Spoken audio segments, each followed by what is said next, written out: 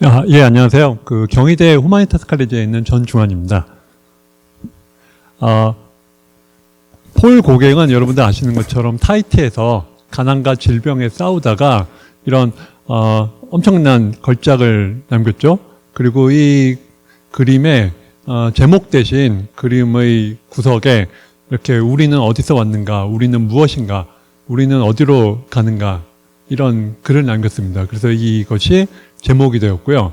어떻게 보면은 이 질문이 과학뿐만 아니라 모든 학문 그리고 예술, 종교를 관통하는 인류가 추구하는 핵심 질문이 될지도 모르겠습니다. 인간이 만든 가장 위대한 기계보다 훨씬 더 복잡한 이런 100조 개의 세포들로 인간은 어쩌면 이렇게 믿을 수 없을 정도로 복잡하고 정교하게 말하자면 설계되었는지에 대한 해답은 과학자들이 발견했습니다. 160년 전에 발견했죠. 다윈과 그리고 이 자연선택에 의한 진화이론, 즉 그 질문에 대한 해답인 자연선택에 의한 진화이론을 공동 발견한 이 알프레드 러셀 월리스 이 두 사람이 사실은 160년 전에 그 질문에 대한 해답을 발견을 했습니다. 근데 아직도 많은 사람들이 이거를 알지 못하거나 이것이 해답이 아니라고 생각을 하죠. 그래서 우리의 몸과 마음은 먼 과거에 수백만 년 전에 수렵채집 생활에서 우리 조상들이 직면했었던 이런 여러 가지 문제들을 잘 해결하게끔, 한마디로 조상들의 번식 성공도를 높이게끔 자연 선택에 의해서 말하자면 설계가 된 것이고요.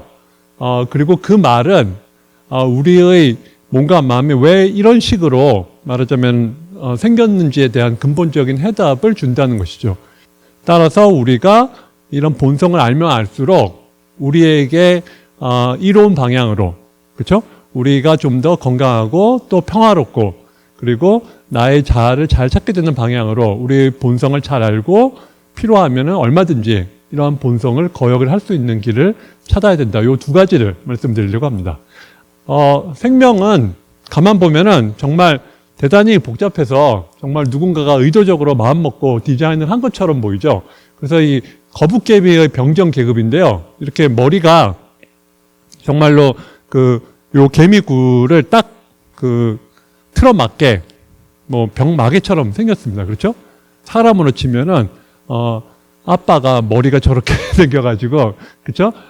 여보 이제 좀 더 틀어막어 자자 이러면은 저기 엄마랑 아이들은 이렇게 편안한 데서 자고 아빠는 저 머리를 틀어박아가지고 출입문을 이런 방패로 밀봉을 하는 식으로 머리가 정말로 디자인이 된 격이죠. 그래서 예컨대 이러한 사진에서도 우리는 자연의 걸작품, 누군가가 의도적으로 디자인한 것 같은 걸작품을 볼 수가 있고요. 마음씨 나쁜 분들은 안 보입니다. 마음씨 착한 분들은 벌써 보시고 감탄하고 계신데요. 제가 마음씨 나쁜 분들을 위해서 이렇게 보여드리면은, 나뭇잎을 닮아서 포식동물을 잘 피하게끔 정말로 누군가가 정교하게 빚어낸 것처럼 보이죠. 그리고 역시 이것도 마음씨 착하신 분들은 다 보고 감탄하고 계시죠. 이렇게 주변 사물을 정교하게 흉내낸 걸 알 수가 있습니다. 전자제품 회로 같잖아요. 그렇지 않습니다. 우리 몸에서 신진대사, 즉 단백질이나 지질을 만드는 대사 경로예요. 그러니까 의사들이나 생화학자들이 요 생화학을 들으면 배우는 게 이런 탄수화물이나 단백질, 지질을 우리 몸 안에서 만드는 경로가 이렇게 복잡합니다. 눈도 마찬가지죠. 눈도 홍채, 각막, 수정체 등이 정말로 정교하게 짜맞춰져서 외부 사물을 본다는 목적을 잘 수행하게끔 디자인되어 있죠. 다윈에 따르면은 이런 마치 누군가가 의도적으로 설계한 것처럼 보이는 복잡한 이런 이른바 생물학적인 적응은요, 신이나 초자연적인 질서 같은 어떤 그야말로 초자연적인 존재가 만들어낸 게 아니에요. 설계자가 만들어낸 게 아니라 설계자 없이 자연 선택에 의한 진화라는 아주 맹목적이고 기계적인 과정에 의해서 만들어졌다는 것이 바로 다윈의 해답입니다. 종이기원이라는 1859년에 나온 책에서 다룬 것이죠. 그래서 아마 여러분들도 위대한 고전이니까 다윈의 종이기원을 다들 한 번씩 읽어보셨으리라고 저는 굳게 믿습니다. 다들 한 번씩 읽어보셨죠? 네, 그러니까 이렇게 다들 웃으면서 고개 끄덕이시잖아요. 참, 강사 선생님도 벌써 읽어봤죠? 이렇게 다들, 평안하게 웃고 계신데요. 사실은, 읽어보신 분들이 많지 않을 겁니다. 그쵸? 왜냐하면요, 고전이라고 해서 한번 읽어보려고 해도 좀 마음먹고 읽어보려고 하면 책이 도대체 처음부터 마음먹고 읽어보려고 하면은 비둘기 얘기밖에 없어요. 나는 비둘기를 회색 비둘기를 키웠는데 내가 잘 아는 사람도 비둘기를 많이 키우는데 이 사람에 따르면 뭐 비둘기가 어쩌고 저쩌고 뭐야 이건 비둘기의 기원도 아니고 그래서 딱 집어 던지기 쉽습니다. 그래서 왜 다윈은 처음에 비둘기 얘기를 주구장창 하느냐? 다윈은 이런 인위 선택에 짧은 시간 안에 정말로 놀라운 다양한 결과를 가져오는 것에 주목을 했던 것이죠. 그렇게 여러분도 이거 보면은 이게 오늘날 우리가 잘 먹는 그 야채의 이 야생 말하자면 조상이거든요. 전혀 뭐 야채 될 것 같지도 않죠. 사실은 얘가 당근의 야생 조상입니다. 그러니까 전혀 우리가 먹는 그 이마트나 이런 데서 보는 야채랑 거리가 멀어 보이는데 이렇게 맛없어 보이는 볼품없는 그 당근의 야생종으로부터 단시간 만에 기가 막히게 맛 좋고 색깔이 좋은 동식물을 우리가 이 야채를 사람들은 개량을 한 것이죠.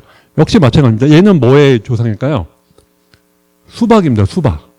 수박의 조상이 이렇게 작고 맛없어 보이고 정말 맛없어 보이죠.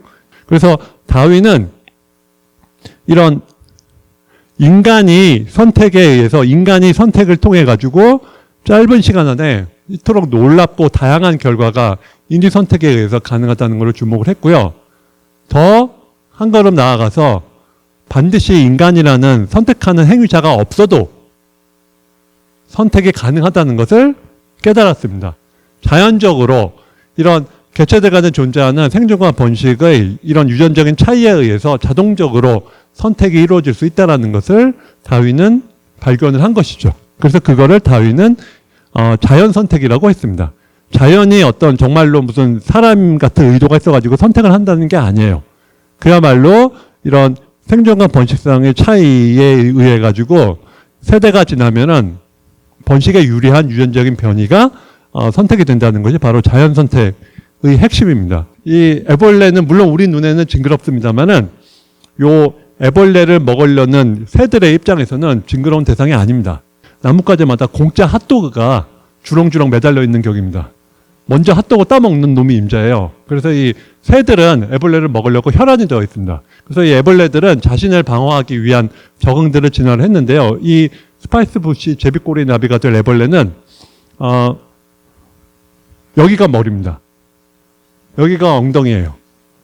최선을 다해서 이렇게 엉덩이 부분만 바싹 들어 올려 가지고 언뜻 보면은 뱀을 흉내냅니다. 그렇죠?